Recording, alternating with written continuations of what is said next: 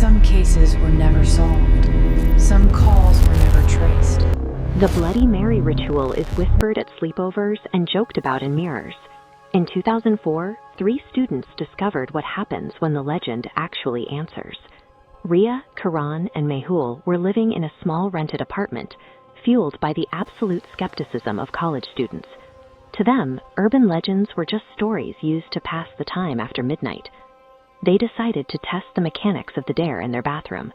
They closed the door, cut the lights, and stood in the dark with only the faint glow of a streetlight reflecting in the glass. After the 3rd chant, the room went quiet. Then the tap began to drip. A thick fog began to crawl across the mirror's surface, appearing instantly without any heat or steam in the room. When the shape of a tall figure materialized behind them in the reflection, they realized they had breached a dormant boundary. The legend had moved from the collective imagination into their physical space. At 3:03 a.m., the haunting moved into the rest of the apartment.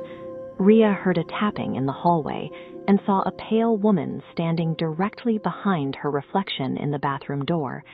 The lights flickered on and the woman vanished, but a chilling message was left dripping down the glass. Physical evidence appeared the very next morning. Ria found 3 fresh red scratches on her shoulder, like fingernails had dragged across her skin.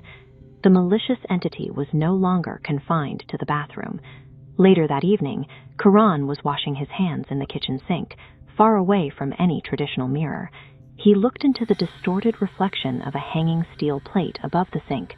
The same pale figure with the tilted head was standing directly behind his shoulder. The entity was using every reflective surface in the apartment as a gateway, effectively turning their entire living environment against them. Mail began researching old folklore to see if there was a logic to what they experienced. He found that the legend followed a set of rigid, predictable rules. The first rule is the attachment. Once summoned, the entity tethers to the individuals who called it. The second rule, the ubiquity, allows it to use any reflective surface as a functional door. Under the third rule, the proximity, the entity moves physically closer to the victim's reflection with every subsequent appearance. The fourth rule is the threshold. If the entity appears directly behind a person for a 3rd time, it claims them. According to the count, Raya had already encountered the entity twice, once in the hallway and once in her bedroom.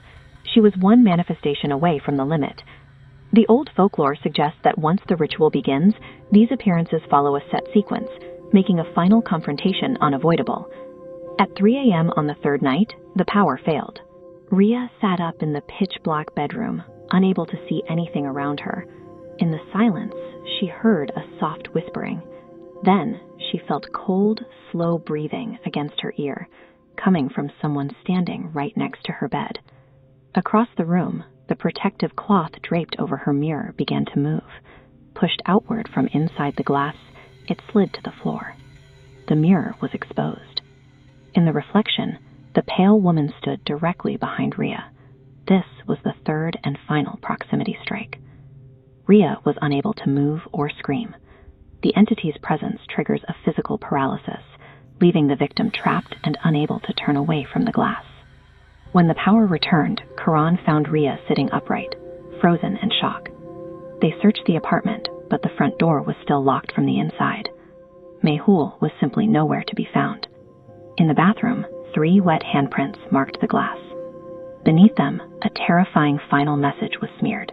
Mehul, who had spent the night studying the rules, had accidentally looked into a reflection during the blackout.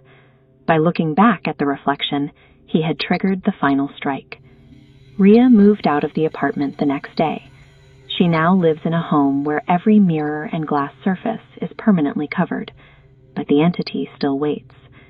Ria has reported seeing the pale figure with the tilted head in the dark reflection of her blank smartphone screen. The 2004 case suggests that the ritual cannot be easily undone. If you see something behind you in the glass tonight, do not look again. Don't leave. Subscribe to MS Half Night if you dare.